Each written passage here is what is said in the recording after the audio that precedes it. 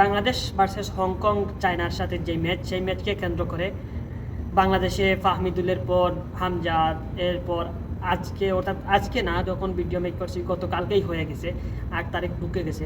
তো গতকালকে অর্থাৎ 7 তারিখে আমরা দেখেছি বিকেলবেলা, 7 তারিখ বিকেলবেলা আমাদের বাংলাদেশ ফুটবল টিমের আরেকজন পোস্টার বয় সামিদ সুম তিনি এসেছেন বাংলাদেশে।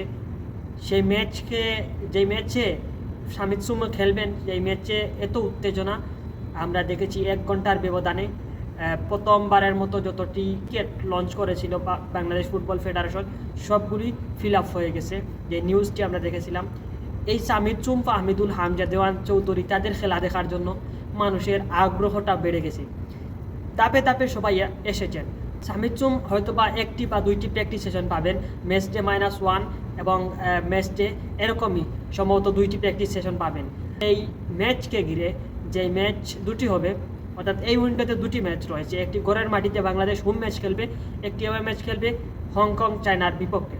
এই ম্যাচ দুটিতে বাংলাদেশ জয়লাভ করা খুবই ইম্পর্টেন্ট, কেননা এই ম্যাচ দুটিতে যদি বাংলাদেশ 3 পয়েন্ট পেয়ে যায়, তাহলে তারা অনেক শক্তিশালী, তাদের পয়েন্টটা হবে।